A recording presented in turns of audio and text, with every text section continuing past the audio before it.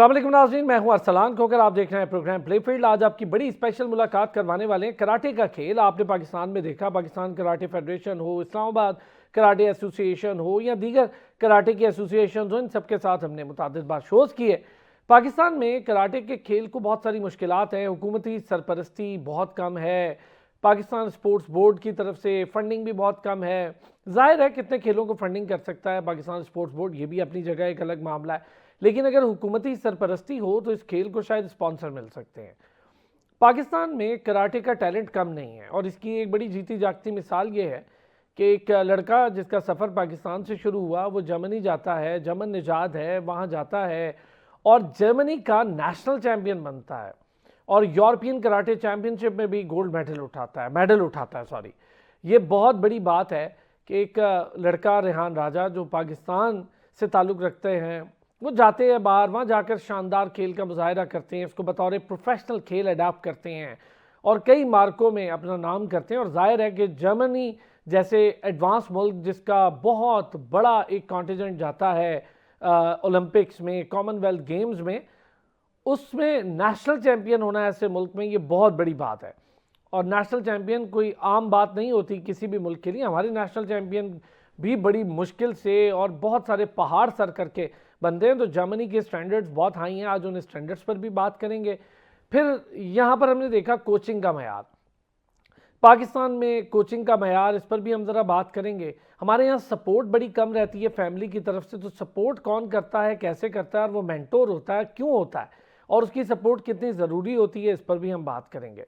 बड़ी detail discussion आज मुझे कराटे पर करनी है। आज हमें कराटे चैम्पियन रेहान राजा हमें ज्वाइन कर रहे हैं और राजा रेहान जो हैं वो जर्मनी के नेशनल चैम्पियन भी हैं कराटे के और उनके साथ साथ रोनिया बोमा जो कि जर्मनी की नेशनल कोच भी हैं, वहाँ पे शानदार कोचिंग कर रही हैं कराटे की। और बहुत ज़बरदस्त बात यह है कि ये एक बड़ी शानदार जोड़ी है कराटे की और बहुत अच्छा लगता है जब वाइफ खुद आपको ट्रेन कर रही हो और हस्बैंड ट्रेन हो रहे हो। ये बहुत बड़ी बात है और बहुत ज़बरदस्त बात है ये।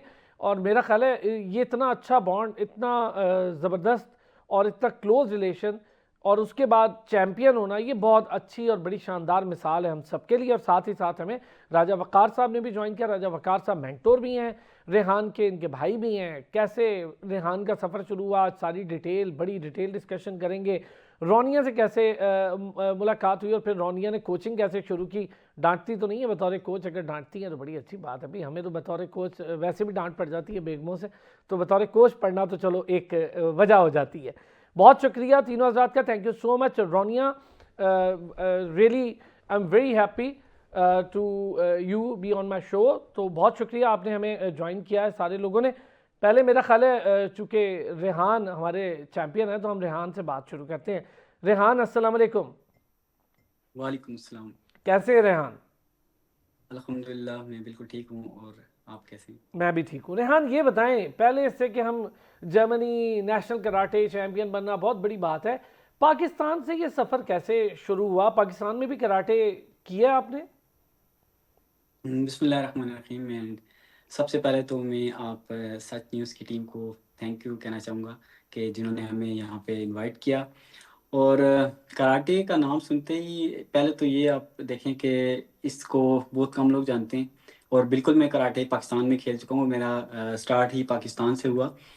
बट उस तरह मुझे वहाँ से फीडबैक नहीं मिला, जिसकी वजह से मुझे वहाँ से मूव होना पड़ा। लेकिन ये है कि पाकिस्तान में मैंने पहले एबटाबाद से स्टार्ट किए और रावलपिंडी में इस वक्त मेरा क्लब भी है अपना। और मेरी एक student, one of the best student, she is in Pakistan team, Laiba Zia, everyone knows. Yes. और उसके अलावा मेरे काफ़ी सारे स्टूडेंट्स हैं जो काफ़ी सारे डिपार्टमेंट्स में खेल रहे हैं।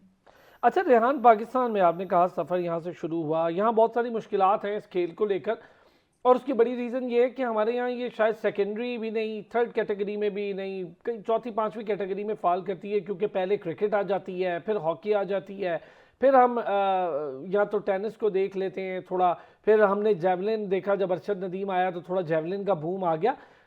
पाकिस्तान में कराटे की मुश्किलात आपने क्या देखी फैक्चुअली, जो मुश्किल आपको नज़र आई? एक्चुअली मुझे स्टार्ट से थोड़ा सा मैं क्रिकेट में था, और ये मेरे भाई जो मेरे मेंटर थे इन्होंने मुझे बड़ा सपोर्ट किया। बट टैलेंट ज़्यादा होने की वजह से मैं वहाँ पे इतना अपना लोहा नहीं मनवा सका। और कराटे में मैंने स्ट्रगल बहुत की, मेहनत बहुत की, बट क्योंकि पाकिस्तान में कुछ डिपार्टमेंट्स हैं, पाकिस्तान आर्मी, पाकिस्तान वापडा, रेलवे, और ये इनका काम ही है, ये बच्चों को पे करते हैं उनको गेम करने के, और उनकी मेहनत भी ऑब्वियसली हमारे से ज़्यादा होती है। हम लोग अपनी जॉब भी करते हैं, अपनी फैमिली को भी टाइम देते हैं, और हमें इस चीज़ के पैसे नहीं मिलते। सो हम लोग उस तरह मेहनत नहीं कर पाए। लेकिन ठीक। मैं इस्लामाबाद कराटे की तरफ से खेला हूँ आई थिंक 5 इयर्स, जिसमें मैंने नेशनल गेम्स में भी ब्रॉन्ज लिया हुआ है, नेशनल चैम्पियनशिप में भी, कायदे गेम्स में भी मेडल्स मैंने काफ़ी लिए। बट आर्मी वापडा को कम्पीट करने के लिए हमें उस लेवल की ट्रेनिंग चाहिए होती। पर उधर मेरा अच्छा सफ़र रहा, और उसके बाद मुझे मूव होना पड़ा। जब मैं यहाँ आया तो मैंने वही सिर्फ कोचेज मेरे जो उनसे थे ना, उनमें थोड़ा सा लेवल आ पाया, उन्होंने मेरे पे मेहनत ज़्यादा की, और आज उसी का नतीजा कि मैं आपके सामने बैठा हूँ। Zabardast. Ronia, again, thank you. You joined my show. Ronia, can you tell us briefly the journey, the total journey of Rehan? You saw the journey in Germany, or Rehan already told us regarding the whole karate Germany of his karate journey in Pakistan. So, could you tell us about a little or briefly Rehan's karate journey? Of course, he was coming to Germany in 2022, and there he had a club. It was very far away because it was summertime, and in summertime, most of the clubs have like a holiday phase. All right. And he searched clubs, and the only club that was open was in Berlin.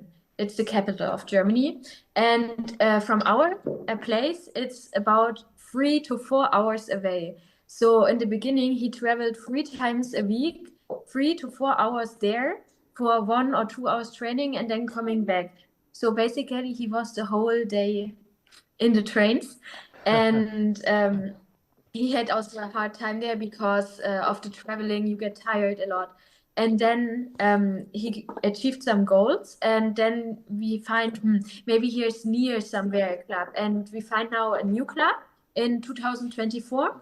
And with this club, they also sponsor him for the national championship and the Europe Vadu championships. So it's now a little bit better with the traveling because it's like with bus 15 minutes away. So his free time is more, and he can focus also on gym and physique training.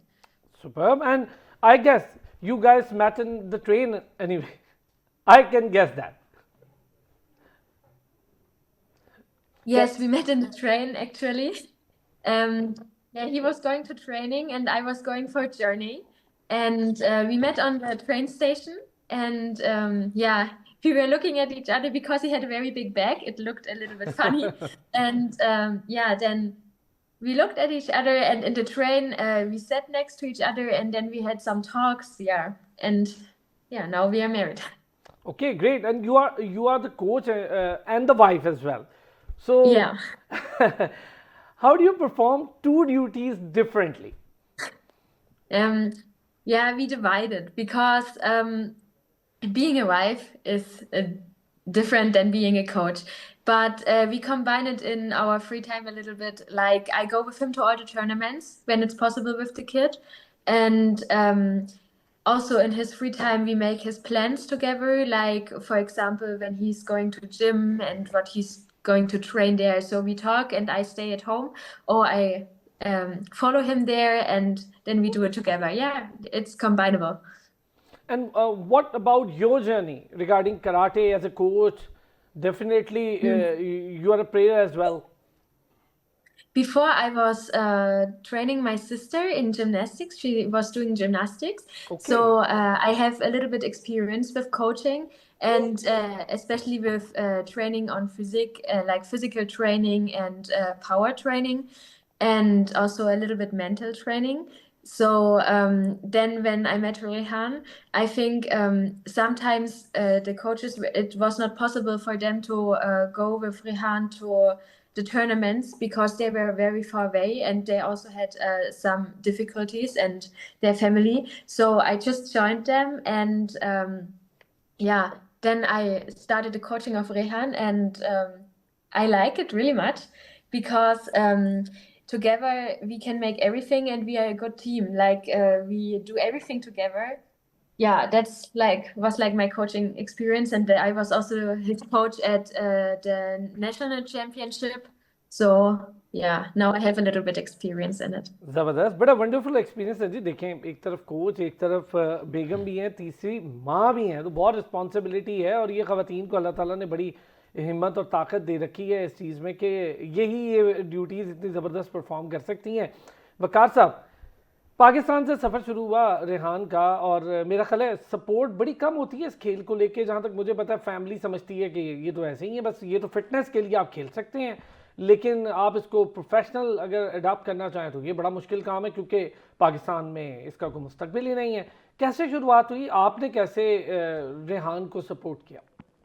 बिस्मिल्लाहिर्रहमानिर्रहीम।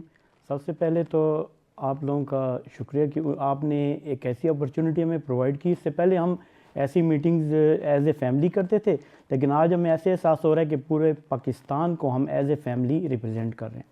तो पहली बात तो ये कि रेहान के सफ़र का आगाज़ उस वक्त हुआ कि मे बी कि मेरे भी नॉलेज में ना होता, लेकिन हमारी वालदा मरहुमा, उन्होंने इसके लिए बहुत मेहनत की। उन्होंने अपने बच्चों को बजाय कि ये बच्चे स्टडी के अलावा इधर उधर और किसी एक्टिविटी में इन्वॉल्व होते, उन्होंने इनको कराटे हमारे एबटाबाद में जलाल बाबा ऑडिटोरियम में, वहाँ पे इनको कराटे क्लासेस के लिए लेके गई। वहाँ पे अगर हम ये कहें कि अपने पहले उस्ताद यानी सर शेराज अवान साहब का जिक्र ना करें ना तो बहुत ज़रूरी है। देखिए, ये जर्नी पे बात हो रही है, वो लोग जिन्होंने रेहान की ज़िंदगी में ये रोल अदा किया, और आज हम भी बड़ा प्राउड फील करते हैं हमारा लड़का पाकिस्तानी होकर जर्मनी जाता है। जर्मनी जाकर एक पूरा ट्रैवल जर्नी उन्होंने शेयर किया। पूरा ट्रैवल जर्नी इतना बड़ा है कि पूरा दिन रेहान का ट्रेन में निकल जाता था, और फिर रेहान की उस जर्नी ने पे ऑफ किया, तो आज वो वहाँ पे पाकिस्तान का नाम भी फ़ख्र से बुलंद हो रहा है, तो हमें भी खुशी है। लेकिन ये जर्नी में जो जो लोग शामिल थे, प्लीज़ लाजमी। Of course sir Sheraz Awan हैं, जो इनके first as a teacher karate coach, वहाँ से इन्होंने सफ़र का आगाज़ किया इन तमाम बहन भाइयों ने। और रेहान की एक बात मैं ज़रूर बताना चाहूँगा कि रेहान बचपन से ही वो कहते होते हैं ना, jack of all master of none, ये था master of all jack of none. कि अल्हम्दुलिल्लाह इस बच्चे ने स्कूल लेवल पे, कॉलेज लेवल पे ही घोड़सवारी, रॉक क्लाइंबिंग कोर्सेज करना, तीरंदाजी और नाथख्वानी, हमद, हर कंपटीशन में ये बच्चा आगे होता था। हत्ता कि अगर मैं ये ज़िक्र करूं कि आप ये बहुत अच्छा एक नाथख्वान, जिसको स्पेशली मुख्तलिफ महफ़िलों में दावत दी जाती थी एज ए नाथख्वान, इसके अलावा ये बहुत अच्छा सिंगर और डांसर भी है। तो इतने ज़्यादा स्किल्स, बहुत ज़बरदस्त स्किल्स हैं। तो इतने ज़्यादा स्किल्स के होते हुए किसी एक स्किल को चूज़ करना भी बहुत वैसे मुश्किल होता है। लेकिन जो अगर एक अच्छा, वैसे मुझे एक मिनट दीजिएगा, Ronia, did he impress you with his skills of dancing and singing? He was also singing when we met, because he's basically every time singing on the bass. So I heard him singing and I really like it. Yeah, and he's also good at dancing. Wow, that's great ji. Waqar sahab, बड़ा ज़रूरी था ये पूछना। जी, तो मैंने भी इनके skills काफ़ी देखे हैं। तो मुख्तलिफ जो स्किल्स का जिक्र करने के साथ हम आप बात करते कराटे की, तो हमारी वालदा मोहतरमा ने इस चीज़ को इंश्योर किया कि ये कराटे को टाइम दें, अदरवाइज ज़्यादातर पेरेंट्स इस चीज़ की मुखालफत करते हैं। हाँ जी, बहुत ज़्यादा। असल में वो समझते हैं कि देखिए इसका मुस्तकबिल तो है नहीं, और बस आप फिटनेस के लिए कर लें। लेकिन हाँ, रेहान ने अगर कराटे को बाकायदा एक प्रोफेशन के तौर पे अडॉप्ट करना था, टाइम तो देना पड़ता। आप ये वालिद साहब का क्या रोल रहा है इस साल? जी, वही अभी मैं उसी तरफ आना चाह रहा था। हमारे वालिद साहब पंजाब पुलिस में जॉब करते रहे हैं, यहाँ पे रावलपिंडी में ही। तो वहाँ से रिटायर्ड होने के बाद उन्होंने as a security guard 29 years further भी जॉब की है। अच्छा, तो रेहान को सबसे बड़ी रुकावट जो कहते हैं कि सबसे ऐसी रुकावट में भी कि कोई और होता तो मैं भी वहाँ ही रुक जाता, वो ये थी कि हर तरफ से इसको ताने सुनने पड़ते थे कि देखें इनके वालिद इतनी ज़्यादा एज हो के सिक्योरिटी गार्ड ड्यूटी कर रहे हैं, जबकि लड़का है कि कराटे में लगा हुआ है कि जॉब की तरफ। हमारे यहाँ पे ये बड़ा मसला है सोसाइटी टैबूज का, मैं इससे अग्री हूँ, बड़ा इसे सुन सुन के हम खुद भी अके हुए हैं इस बात से। ये आपने बड़ा अच्छा जिक्र किया, प्लीज़ बताइएगा। जी, तो ये जो ताने थे, यकीन कीजिए कि ये लड़का कई मौके पे डिसर्ट होने के करीब पहुंच चुका था, लेकिन मैं एज ए एल्डर ब्रदर बात करूंगा कि इसने मुझे चूँकि स्ट्रेट फॉरवर्ड बता दिया था क्योंकि मैंने कहा कि एक ऐसा बच्चा जो हर फील्ड का मास्टर है, हाउ इट इज़ पॉसिबल कि वो बच्चा ISSB के लिए जाता है, वहाँ पे यानी कि नॉट रिकमेंड होके आ जाता है, या कहीं पे जॉब के लिए अप्लाई करता है नॉट। मैंने एक दफ़ा इससे रीज़न पूछी तो इसने मुझे साफ कहा कि भाईजान अंदर की बात ये है कि मैंने कराटे खेलने, मैंने जॉब नहीं करनी है। मैं कहा ठीक है, मैंने वहाँ से इसको बकअप किया, वालदैन को किसी ना किसी तरह राज़ी करता रहा, करते करते वाले साहब तो इस पे ज़ाहिर बात है एग्री भी नहीं कर रहे थे कि ये लड़का क्या टाइम वेस्ट कर रहा है। लेकिन आहिस्ता आहिस्ता जिस वक्त इस बच्चे ने अपनी अचीवमेंट्स दिखानी शुरू की, तब वाले साहब को एहसास हुआ कि ये इसको एज ए प्रोफेशन आगे ले जा सकता है। ज़बरदस्त। अच्छा, ये रेहान, ये चीज़ चाहूँगा ना ज़रा इसको मज़ीद एलेबरेट करें, हमें बताएं। ये बड़ा टफ सफ़र होता है और बड़ा मुश्किल हो जाता है इस चीज़ को लेकर कि आपका सफ़र भी चलता रहे और लोग आपको पीछे करने की कोशिश करें, धकेलने की कोशिश करें। देखें आज वैसे इसका फ़ायदा ये होता है कि बंदा इसमें ना मजबूत हो जाता है, कुंदन बन जाता है। आज आप जर्मनी में माशाल्लाह इतने बेहतरीन कराटे चैम्पियन बन चुके हैं, तो यहाँ पर कितना सोसाइटी प्रेशर, ये कितना मुश्किल रहा यहाँ पर इस खेल को लेके कि भाई इसमें तो कोई फ्यूचर ही नहीं है। मैं कंटिन्यू करूंगा पाकिस्तान से। और मेरी फैमिली, देखें मेरी जो फैमिली है ना, ये मेरी टीम है। ये इसलिए कि हर तरफ से जब मुझे ताने सुनने को मिलते, जो मेरे भाई ने आप जिक्र किया, तो उसके साथ साथ मेरे जो मेंटर जो वकार भाई हैं, इन्होंने मुझे ना हमेशा से मेरा पॉजिटिविटी के साथ मेरा साथ दिया। मेरे वालिद साहब हैं, वो इसलिए कहते थे कि चलें पढ़ाई ज़रूरी है, सब कुछ है, लेकिन मेरी जो वालदा हैं उन्होंने पहले तो मुझे बोला कि किसी फोर्सेज में जाओ। मैं एक बड़ा प्यारा वाक़या आपको बताता हूँ कि मैं रेंजर्स के लिए मैंने अप्लाई किया, तो मेरी वालदा वहाँ पे हम लोग गए, तो लगभग 900 कैंडिडेट्स थे जो बाहर खड़े हुए थे, और वहाँ पे सब बॉयज़ थे। मेरी वालदा मेरे साथ गई और मुझे बड़ा अजीब सा लग रहा था। मैंने उनको बोला भी कि आप यहाँ पे मेरे साथ क्यों आई हैं, तो वो कहती हैं बस। बहरहाल उन्होंने मुझे कभी जूस ला के दें, वहाँ पे काफ़ी सारे जेंट्स थे, तो मुझे बड़ा अजीब सा लग रोल रहा है था। वालिदा का आपकी ज़िंदगी में रेहान। तो वो अल्लाह ताला उनको जन्नत बख्शे। तो मेरे जब उनको देखता ना, तो मैंने पहले प्लान करता था कि मैं नहीं जाऊँगा फोर्सेज में, लेकिन उस दिन मैंने सोचा था कि मैं आज चला जाऊँगा, क्योंकि वालदा से आगे मुझे कोई नहीं था। तो मैंने उधर टेस्ट देने गया, गेट भी उन्होंने रोक लिया, कहा आपकी हाइट छोटी है। मेरी वालदा वापस आई, बाइक पे उनकी तबीयत ख़राब होगी और काफ़ी वो डिसहार्ट हुई, और मुझे कह रही कि अब क्या होगा तेरा।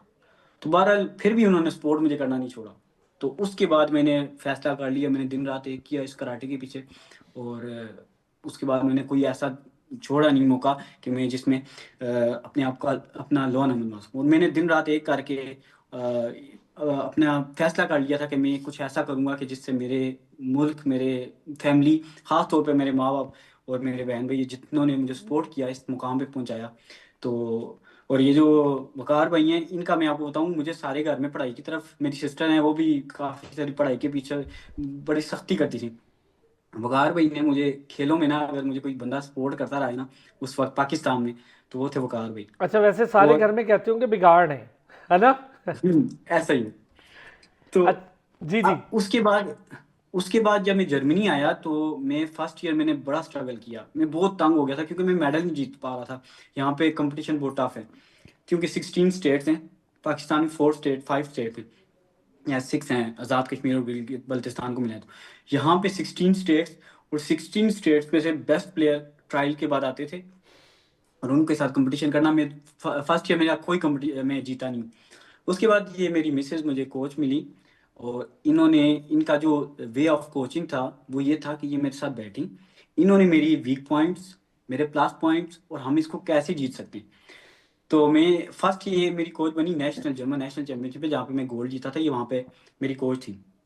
ओके, अच्छा, इस पे हमने करनी है रेहान आज। ये बड़ा अच्छा मज़े की बात है, ये रोनिया से भी पूछेंगे। आप कह रहे हैं जब वहाँ जाते हैं तो पहली अटैम्प्ट में हर किसी की तरह, हमारे आपकी तरह सब फेल हो जाते हैं फर्स्ट अटैम्प्ट में। असल में आपने इतना माशाल्लाह रिजिलियंट पावर थी आप में कि आप पाकिस्तान से इतने ज़्यादा वो सुनकर गए थे कि भाई ये क्या कर रहा है, ये क्यों है, ये नहीं खेल सकता। वो रिजिलियंट पावर आपको आज पे ऑफ कर रही है। मेरी मेरी वालदा एक बात कहा करती थी, कहती हैं कि जब आपके पीछे या जब आपको कोई ना करे ना, कि आपको इग्नोर करे या आपको बताए कि आप ये नहीं कर सकते, तो उसका जवाब आपने बातों से नहीं बल्कि अपनी हिम्मत से और अपने आप आपने उनको जवाब अपनी मेहनत से देने। सही। अच्छा आपने रेहान, उसको एक काम ब्रेक की क्यों तरफ नहीं? जाना है, एक ब्रेक, छोटा सा ब्रेक लेना जी। ब्रेक से वापस आएंगे, ज़रा इस पर भी बात करेंगे, इंटरनेशनल कराटे की टेक्निक्स पर भी बात करेंगे, फिर क्या ट्रेन किया ऐसा रोनिया ने रेहान को कि वो चैंपियन बन गए। इस ट्रेनिंग के टेक्निकल एस्पेक्ट्स भी जानने की कोशिश करेंगे एक ब्रेक के बाद। एक बार फिर खुश आमदीद कहेंगे। अच्छा रेहान, हमें ये बता रहे थे ब्रेक से पहले कि जिस तरह जाते हैं तो फर्स्ट अटैम्प्ट डेफिनेटली फेल होता है आदमी, फिर उसके बाद कुछ अटैम्प्ट्स होती हैं, फिर वो रोनिया से मिलते हैं, रोनिया उन्हें टेक्निकली ट्रेन करती हैं, फिर उन्हें अंदाज़ा होता है। ये ज़रा कैसे इतना आसान, जो मैं बता रहा हूँ ये इतना आसान है नहीं है। Ronia, can you tell us this journey regarding the technical aspect? How did you train Rehan? Definitely, Rehan was failed at the first attempt, but you made him a champion. Basically, we did many aspects of training. First, of course, he's going to club Monday and Wednesday for training with his clubmates. And then he's doing individual training. In this individual training, we are planning all the time. For example, most of the days, he's also going to gym and making his working on his physique. Like he's doing their training with weights that he gains some power and everything, but also running for stamina. And then we are also doing a little bit mental training, I would say, I would call it. It's like we watch his every time his fights, before and after every tournament, and then we watch the fights and look, okay, which mistakes you did, what can you do better the next time, which techniques maybe. We also watch his opponents, which techniques they do, how can you conquer them. And yeah, this is basically our training routine. Actually, I'm asking because of this, he is more into fighting, not into kata. So that's why it Yeah. requires a lot technically sound technique and advanced coaching system. It requires. Yeah, of course.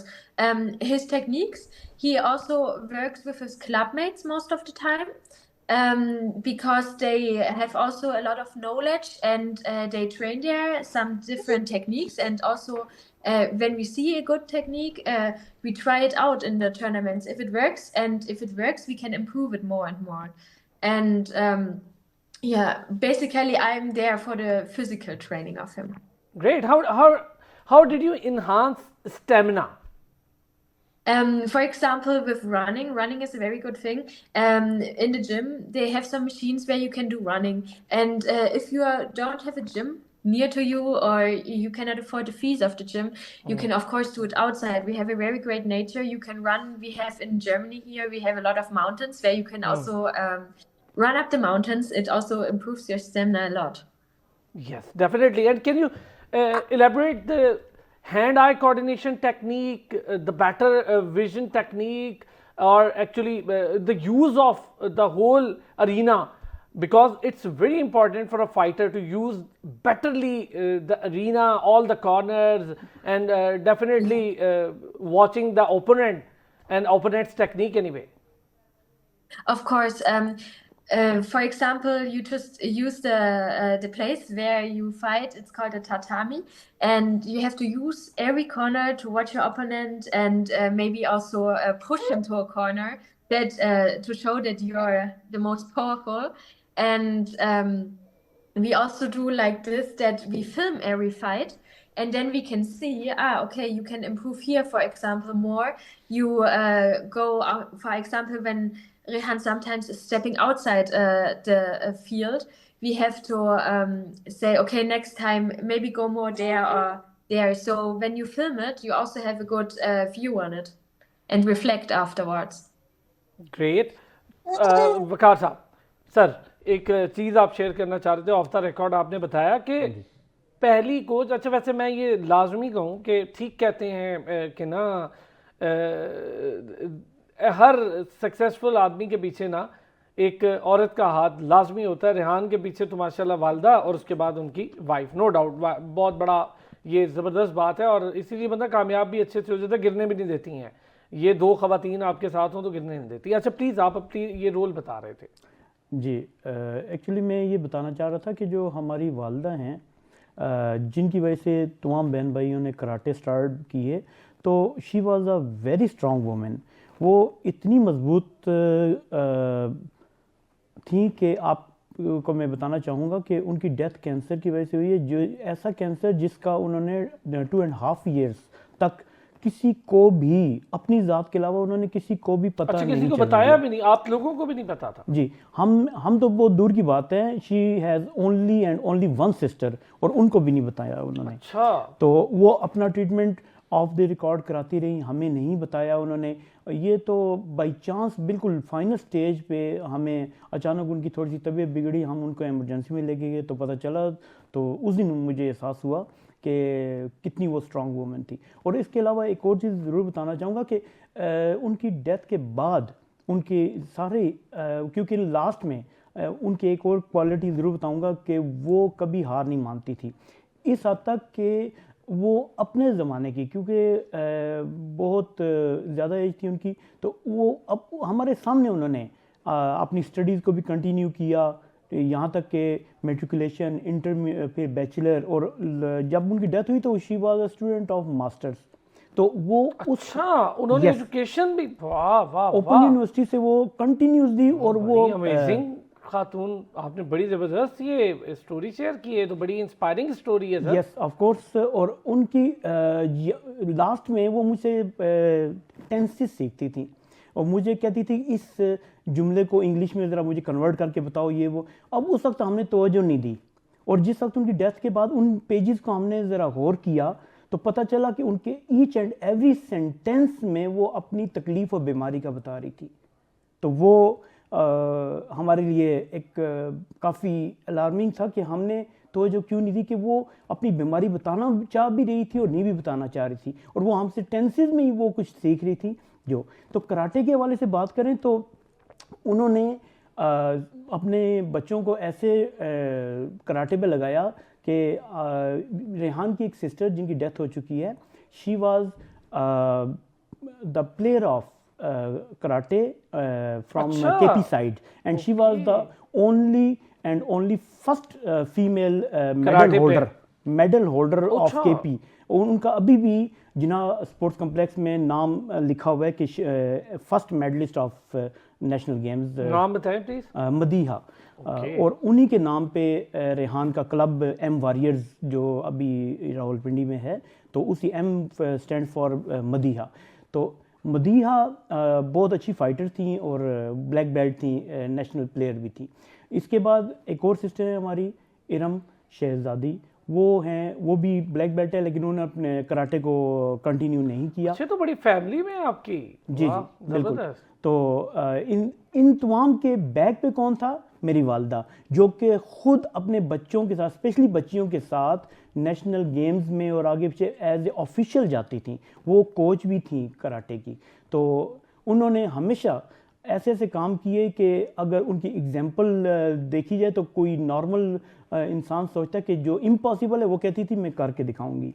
मैं इसके लिए एक example देना चाहूँगा कि during corona, जबकि transportation का issues था, पब्लिक ट्रांसपोर्ट बंद हो चुकी थी, बहुत कुछ था, मैंने एक दिन ऐसे जाते जाते वालदा को बोला कि आजकल सैनिटाइज़र का बड़ा इशू बना हुआ है, रिक्वायरमेंट भी है, तो मुझे बॉटल्स चाहिए ताकि मैं इस कारोबार में कुछ करूं। तो बॉटल मुझे रावलपिंडी से मिलेंगी, हम एबटाबाद में बैठे हुए हैं, तो अगर आप ला के दिखा दें। मैंने उन्हें एक वैसे मजाक में चैलेंज किया। तो ये सुबह की बात थी, शाम को जबकि पब्लिक ट्रांसपोर्ट बंद भी थी, वो शाम को बॉटल जितनी मेरी रिक्वायरमेंट थी वो मेरे सामने आके रखती, कहती है लीजिए। सर बहुत बहुत ये बड़ी इंस्पायरिंग स्टोरी है और बहुत बड़ी बात है। रेहान वैसे वालदा के पहली कोच भी हैं आपकी, फिर आपकी सिस्टर जिनका नाम मदीहा लिया वो पहली गोल्ड मेडलिस्ट थी केपी से। ये बहुत बड़ी बात है, ये तो बड़ी लेगेसी है और आपने इसको कंटिन्यू किया है। ये बताएं रेहान, अभी रोनिया जो बता रही थी, मैं ज़रा टेक्निक्स पे बात करना चाहूँगा। यहाँ पर जो कुछ आपने सीखा वहाँ जर्मनी जाके क्या अलग ऐसा सीखा है, क्या टेक्निक्स में डिफरेंस था, इंटरनेशनल स्टैंडर्ड टेक्निक्स का डिफरेंस क्या होता है? सर आपका कोच बहुत मैटर करता है। पाकिस्तान में मैं सीख तो रहा था, साथ उसके साथ मेरा सिखाने का प्रोसेस भी था। जिस तरह कि मैंने आपको पहले बताया कि मेरा क्लब भी था, तो जब आप as a student as a player खेल रहे होते हैं तो आपके ऊपर इतना प्रेशर नहीं होता। दूसरा, आपके कोच बड़े मैटर करते हैं कि वो आपको किस तरह ट्रेन करें। मुझे जो मेन चीज़ थी जो मैंने सीखी, मैं आपको एग्जांपल देता हूँ। जब मैं जर्मन नेशनल चैंपियनशिप में गया तो मैं फाइनल में पहुंच गया। जिस तरह भी जब फाइनल में पहुंचा तो मेंटली तौर पे मैंने कहा okay, silver is okay, second position also ठीक है। मैंने घर में फ़ोन कर दिया जी, मैं बस समझे सिल्वर हो गया हूँ।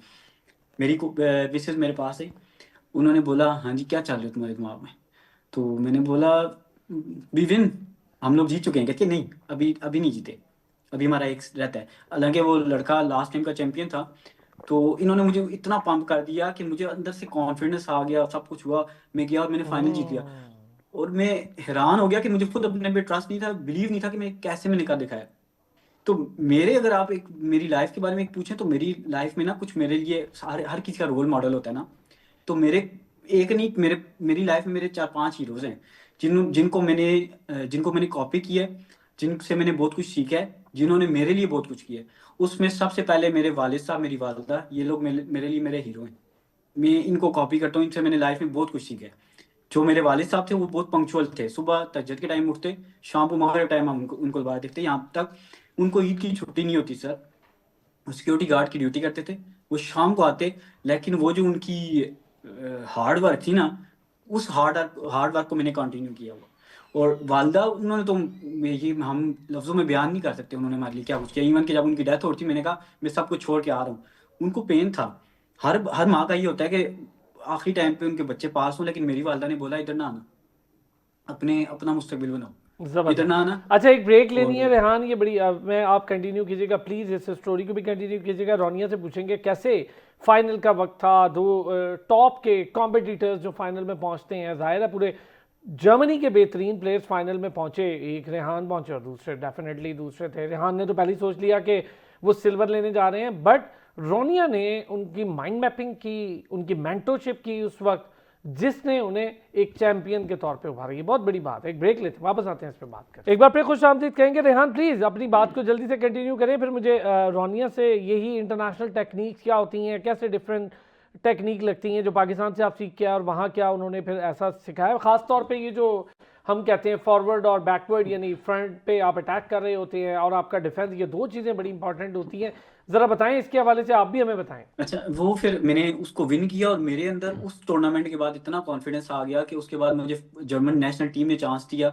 और यूरोपियन में, मैं पूरे यूरोप में, आपको पता है काफ़ी टफ कंपटीशन होते हैं, और उस यूरोपियन में जाके मैं सिल्वर मेडल लेके आया हूँ जर्मनी के लिए। ज़बरदस्त। और उसके बाद अभी इंटरनेशनल राइनशाइन हुआ है, ये सबसे बड़ा टूर्नामेंट था अच्छा, जर्मनी आप का। यूरोपियन उसमें मैं चैंपियनशिप के गोल्ड भी फाइनलिस्ट थे? जी। और माशाल्लाह। इसमें राइनशाइन में मैंने फाइनल जीता। और मैं, यकीन करें कि अंदर एक सेल्फ कॉन्फिडेंस मेरे अंदर बिल्ट हुआ है, वो उसका क्रेडिट इन सबको जाता है। तो ख़ास तौर पे मेरी जो मिसेज हैं, इन्होंने डेली लाइफ रूटीन में भी मुझे इतना, मतलब इनका मेन जो काम है मेरी डाइट का ख्याल रखना। ऑब्वियसली हर वाइफ करती है, बट इनको पता है कि मैं स्पोर्ट्स मैन हूँ, मेरे लिए क्या बेहतर है क्या नहीं। और दूसरा, गेम प्लान, ये जो इन्होंने पहले भी जिक्र किया कि यकीन करें जब मैं टूर्नामेंट के फाइट के दौरान कोई गलती करता हूँ ना, तो मैं उधर ही थोड़ा सा नर्वस हो जाता हूँ। मुझे पता होता है कि बाद में जब हमने फाइट बाद में देखनी है तो इन्होंने मुझे बताना है ये गलती थी आपकी, तो मुझे पता चल जाता है कि मेरी क्या गलती हुई है, और इसको मेरे बाद में मेरे से पूछा जाएगा इस गलती के बारे में। अच्छा, ये बड़ी इंपॉर्टेंट बात है। अच्छा Ronia, please let us know about the defence technique, the attacking technique. How did you transform Rehan into an international player, and how did you transform Rehan into a national champion? How did you transform Rehan into a European finalist champion? So basically, first we worked a little bit on his mindset, because in the beginning, sometimes he say, "Okay, now I'm second place. It's okay to be second place." But I say, "Nine, no. You have to think about. You have to be the champion. You have to be the winner." So first, we worked on his mindset. This is also an important technique, because when you're scared of an opponent, or scared of this situation where in the arena where a lot of people watch you and say, oh, what he's doing. So first you have to work on these, that you have to be self-confident, that you say, okay, I can be the champion, I can be the winner. And then we also make some other techniques, like when you do all the time the same technique, people will know that, and you also your opponent will know that, and then he will know what is your next move. So when you see another kick, for example, that the opponent did not expect, of course you get the point for it. So we watched a lot of videos of him and reflected what he was doing there. Like, for example, he was all the time doing kicks. And then we say, okay, maybe in the other tournament, you can do punches that the opponent expects that you are doing kicks, but then you do punches and he will be surprised by it. And maybe he does not know how to, like, what to do next. So, yeah, this we worked on especially. Okay, sometime player went into a shell, he got blocked, he sometime player when you or any player fighting in the major arena, sometime player went into a shell. And what is the role of a coach at the time? First, you have to give your player confidence that you are there. I sit now out of the place where he's fighting, and he's doing fighting, and I just watch the opponent, what he's doing, and I'm watching what Rehan is doing. And then sometimes I let him do his things, because most of the time when Rehan is in his fight, he only concentrates on fight. He does not listen what if you could scream there, and he would be so focused on his fight. So basically, we just think about the time that that we see that his time is not going away. Like I say, okay, you have 1 minute left. Now you can do full techniques. You have to give now full power in the last 30 seconds when he's laying with points behind. So basically, the role of the coach while big tournaments is that you have to support your player. Great. And how did you coach him from defense to attack? Actually, stepping out from defense, most of the players, I told you, most of the players went into shell while defending. So, if the player is going to step out from the defensive technique and transform him or improvise from defensive to aggressive, how did you coach? Like you have to have a good communication with Rehan, for example. You are not only speaking. When he's looking in short breaks, for example, when the referee is saying something in short breaks, he look at me, and then you have to do a lot with gestures, that you say, come, let's do a fight. Like you show with your hands something that you know, okay, I'm now going away, and I have to be more in power. I have to get more in action. Actually, it's the combination of a coach and a player, both the combo and improvisation. Yes, of course. A coach and the player, they work together as a team, and they are like not two single persons. They are one person combined, because all the things that the coach teaches the player has to do now. But also the things that the player is doing, the coach has to recognize and has to react quickly. So you have to be in a good communication, and you have to be a good team to get all the tournaments win. Definitely a level of understanding, a great coordination, and a combo of improvisation at the time when it needed. That's a very great. अच्छा, आपने हमें काफ़ी सारी technique बता दी है भाई रेहान। मैं यही चीज़ अगर आपसे पूछूं, एक टाइम पे प्लेयर फंस जाता है शेल में, क्या ऐसा करते हैं आप? अभी बता दिया पूरा रोनिया ने, लेकिन आप खुद भी इम्प्रोवाइजेशन का अमल करते हैं? बिल्कुल डिफेंस पे चले गए तो अक्सर प्लेयर हैं, मैंने खुद देखा, बड़े बड़े प्लेयर्स हैं, वो डिफेंस पे चले जाते हैं तो उससे निकल नहीं पाते। मैं जिक्र करूं अगर MMA के फाइटर खुबैब का, उनकी ये क्वालिटी रही है कि वो डिफेंस पे बहुत कम और अटैक पे बहुत ज़्यादा रहते थे, जिसकी वजह से उन्हें बड़ा फ़ायदा हुआ। उसके बाद एक आप ही लोगों के कराटे के प्लेयर हैं नोवा बॉश, वो हो गए, फिर जॉनथन हो गए, फिर जैस्मिन हो गई, ये सारे टोक्यो के 2020 के कराटे चैंपियंस थे। इनकी मैंने गेम देखी, बहुत ज़्यादा अटैकिंग और बहुत ज़्यादा ज़बरदस्त गेम के साथ आगे बढ़ते। क्या फ़र्क डालती है डिफेंस और अटैक टेक्निक? एक्चुअली हम लोगों का वे ऑफ थिंकिंग डिफरेंट है। मैं डिफेंसिव था, मेरा प्लान ही होता था कि मैं अगले को पॉइंट ना दूं और लास्ट सेकंड में अपना पॉइंट लूं, because when you are aggressive, when you go for attacks, obviously आपको इंजरीज के भी चांसेस होते हैं। तो हमारा प्लान ही होता कि हम हर एक सिंगल के खिलाफ जो से हमारी प्लानिंग होती थी। मैं फाइट कर रहा होता था, मेरे कंट्रोल मेरी वाइफ के हाथ में होते थे। उनको पता होता था, हमने ऑलरेडी होमवर्क किया हुआ है कि फलां जो प्लेयर है हमने उसके सामने क्या करना है। अब जब मुझे टाइम करीब आता है ना, ये बताती कि फलां सेकंड पे हमने अटैक करना है और हमने उसको 100% देना है, वो हमारा लास्ट चांस समझो। सो लास्ट सेकंड में मेरी आप काफ़ी सारी फाइट्स देखेंगे जिसमें मैंने लास्ट 30 सेकंड या लास्ट 15 सेकंड में मैंने अपना पॉइंट लेके 3-0 लास्ट जो चैंपियनशिप हुई है गाइनशाह इंटरनेशनल, उसमें मैं जीता हूँ 4-0, 3-0, 1-0। सो मैंने ओपोनेंट को पॉइंट नहीं ले दिया। लास्ट जर्मन चैंपियनशिप में भी यही हुआ कि मैंने 3-0, 4-0 और 2-0, मतलब अपनी सारी जो फाइट्स थी मैंने उनमें ओपोनेंट को पॉइंट नहीं दिया। तो ग्रेट, ये मेरे लिए प्लस ये अच्छा है। अच्छा, चूंकि इस सेगमेंट में हमारा टाइम कम है, 2-3 चीज़ें और भी आप लोगों से पूछना चाहूँगा। वकार साहब, जल्दी से कुछ इसी हवाले से या इनके पूरे जर्नी के हवाले से कुछ मजीद भी बताना चाहें तो। ओके, मैं यहाँ पे एक मुख्तसर सी बात ये करना चाहूँगा कि जो इस रेहान की गेम में पाकिस्तान में रहते हुए और पाकिस्तान से जाने के बाद जो डिफरेंस आया ना, तो बेसिकली जैसा कि अभी डिस्कस भी किया जा चुका है कि ये डिफेंसिव से अटैक मोड में आ गए। तो दूसरी बात ये कि जो आप कह सकते हैं ना, किसी भी काम को करने के लिए एक रेफरेंस होता है, एक आपने पैरामीटर सेट किए होते हैं, तो वो जो लो लेवल के थे उसको थोड़ा सा हाई कर दिया गया।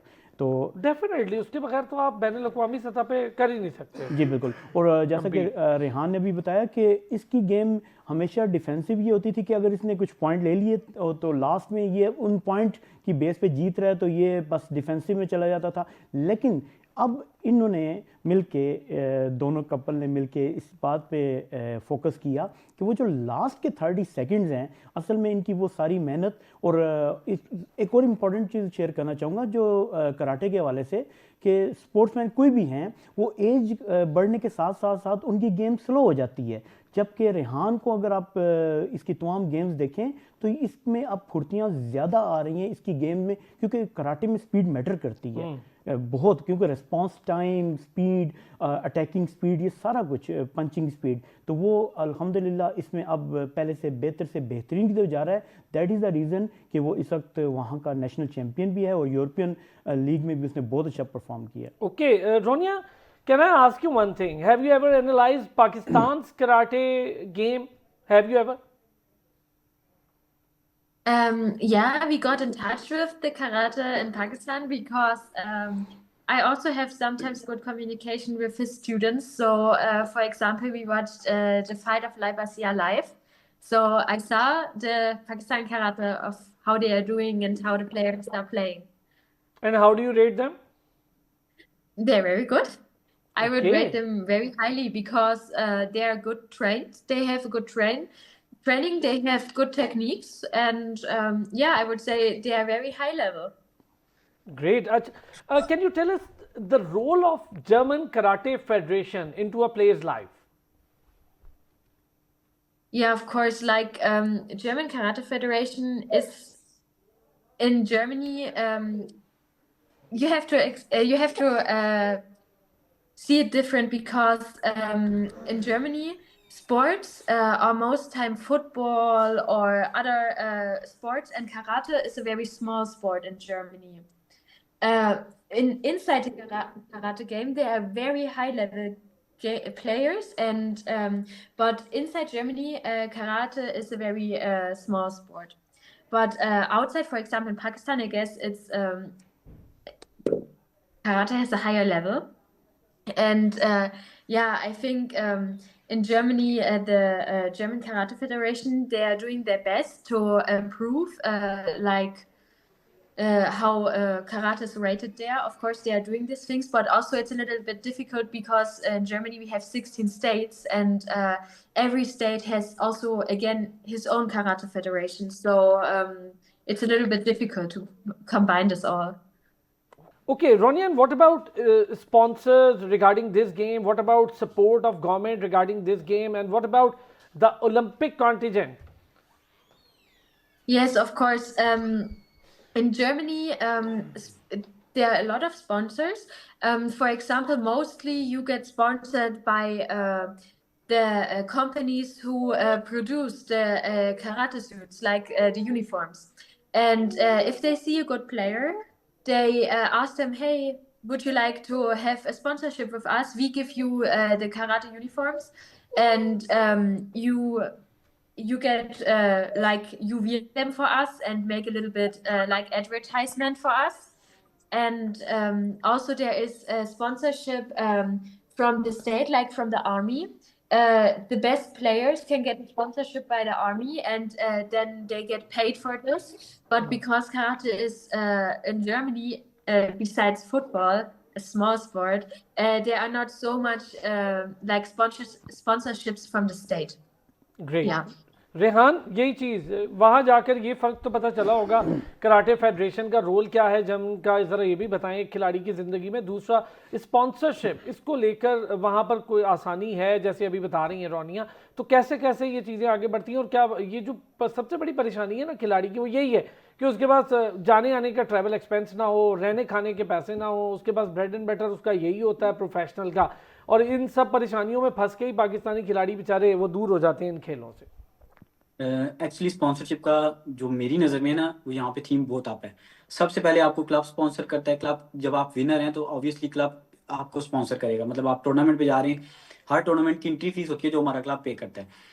नेशनल लेवल पे हमारा सेक्शनी स्टेट पे करता है, और हमारे ट्रैवल अलाउंसेज और हमारे जो रहने और जो बाकी भी। उसके बाद अगर आप जाए ना जर्मन नेशनल टीम की तरफ, तो वो फिर आपको पता है 16 स्टेट्स हैं और आपको जर्मन टीम आपको जो है स्पॉन्सर करती है। स्पॉन्सरशिप पाकिस्तान के लिहाज से यहाँ पे बहुत बेहतर है। वो इसलिए कि अगर आप अच्छे प्लेयर हैं, आपका ओपनर जो है ना वो भी आपको स्पॉन्सर कर सकता है। तो और कंपनीज आपसे, जिस तरह मेरी मिसेज ने बोला कि आपसे डायरेक्ट कम्युनिकेट करती हैं कि आप हमारी यूनिफॉर्म यूज़ करें, हम आपको स्पॉन्सर करते हैं। तो डिफरेंट ऑफर्स आती रहती हैं सब प्लेयर्स को, और यहाँ पे मेजॉरिटी प्लेयर्स के पास अपना अपना स्पॉन्सर है। ज़बरदस्त। और अच्छा रेहान, एक चीज़ इसमें ऐड भी करें, एक तो स्पॉन्सर मिल जाता है, प्लेयर मेंटली कितना रिलैक्स होता है इस चीज़ से, फिर उसके लिए ये प्रॉब्लम नहीं है कि मैंने कुछ और भी देखना है, उसके लिए प्रॉब्लम है मैंने अपनी खेल पे फोकस करना है, मैंने इसको बेहतर करना है। फोकस खेल के लिए आपका जो मैं कहूँ कि आपके पॉकेट में कुछ होना चाहिए, ये कितना ज़रूरी है एक खिलाड़ी की ज़िंदगी में?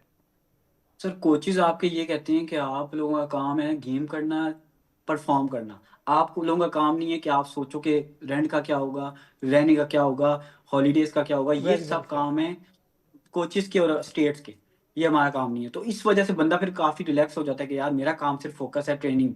मैं नहीं सोचता कि मेरे आगे इवन कौन से आ रहे हैं। मुझे बस एक प्लान दे दिया जाता है कि आपके इस साल में ये इवेंट्स हैं, आपने ये खेलना है, और ये सारे कैंप्स हैं जो भी। अच्छा ये बताएं रेहान, जब आप इस वक्त जिस पोजीशन पर हैं, आगे ओलंपिक को लेके क्या सोचा है पार्टिसिपेशन ओलंपिक के लिए आपका इस तरफ माइंड है? फिर मेरा इस वक्त अपने वेट में जर्मन नेशनल कराटे फेडरेशन में आप अगर देखें तो इस वक्त मेरी मैं अपने रैंकिंग में तीसरे नंबर पे हूँ अपने वेट में, सीनियर्स -60।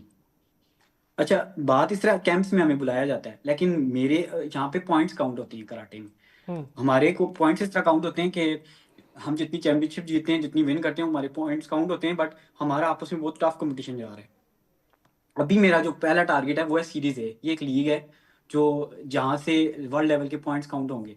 तो अभी देखें उसमें मेरा नाम इन्होंने भेज दिया है। जबरदस्त। Ronia, is that some tough criteria to select for Olympics? Yes, it's very tough because at the moment, the Olympics are not in karate because they change often the type of sports, and at the moment there is karate not in the Olympic Games, but it's in the World Games, and it's very tough to participate there because you have to be one of the best player in all over Germany, and there are a lot of karate players and a lot of good karate players, so you have to participate in a lot of tournaments inside Germany and get a high level ranking, and also participate outside of Germany, like in full Europe or near to Europe. Okay, Japan is on the top. How do you rate Japan versus Germany as a karate coach, as a karate team? I would say Japan is high level karate because like Japan is in Japan there was the founder of karate, and if, for example, in Qatar they are very good and they are very tough competitors, but in Germany I would say there are also some stars rising that can of course one day compete with Japan in Okay. fighting. Rehan, यही चीज़ अगर आपसे पूछूं, Japan के खेल आपने देखा, वो तो खैर मदर इंस्टीट्यूशन कहलाता है ना कराटे के लिए, तो वो तो बहुत लेकिन जर्मनी ने बड़ा इम्प्रूव किया। लास्ट हमने टोक्यो के ओलंपिक्स में भी देखा, बड़ी अच्छी पोजीशंस पे प्लेस हुए जर्मनी के प्लेयर। जापान की गेम में और आपकी गेम में क्या फ़र्क है? सर वो काते में बहुत अच्छे हैं, बट हमारी गर्ल्स, मैं आपको बताता चलूँ, हमारी गर्ल्स ने लास्ट टाइम भी काफ़ी सारे मेडल जीते हैं। अब ये जोहाना नीर जो हैं प्लस 68 kg में फीमेल प्लेयर, उन्होंने वर्ल्ड गेम में गोल्ड मेडल लिया है जर्मनी के लिए। उसके अलावा भी हमारी मियाँ बेच और काफ़ी सारी गर्ल्स खास तौर पे हमारी बहुत आगे जा रही हैं। बॉयज़ में उस्ताद मोहम्मद है जो कि अभी 3rd प्लेस पे आया, और हमारे यूथ जो हैं ना, यूथ लीग्स में काफ़ी सारी प्लेसेस ला रहे हैं, और इनका जो प्रोग्राम होता है वो ग्रास रूट लेवल से स्टार्ट होता है। तो ये यूथ पे भी फोकस करते हैं। अभी हमारी जो यूथ लीग हो रही है कहीं, मेरे ख्याल से लास्ट टाइम इटली हुई है, तो उसमें भी हमारे काफ़ी सारे मेडल्स आए हैं। तो कुछ जो कहना यूथ लीग चाहेंगे, में कोई परफॉर्म ऐसी करते हैं चीज़, कोई पैगाम, कुछ सुनने वालों को कुछ देना चाहेंगे रेहान? बिल्कुल हार्ड वर्क अपना नहीं छोड़ना चाहिए।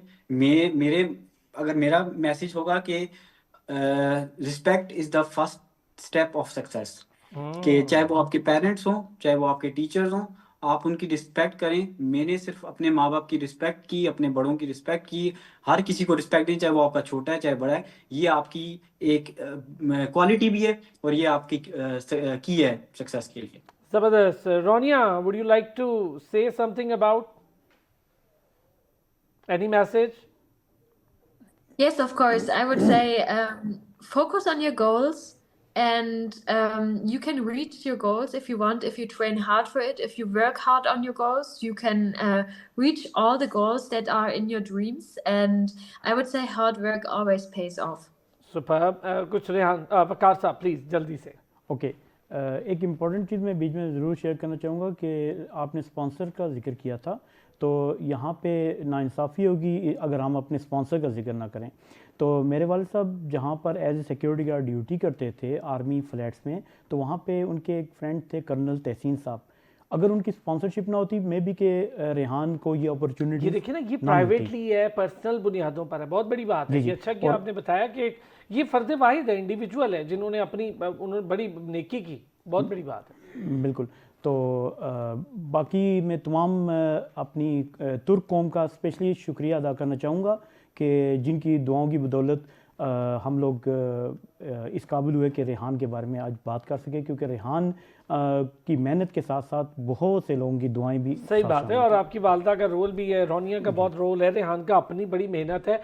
Rehan thank you so much, Raja Rehan हमारे साथ रहे। Ronia thank you so much, और definitely when you will be visiting Pakistan we will invite you at the studio.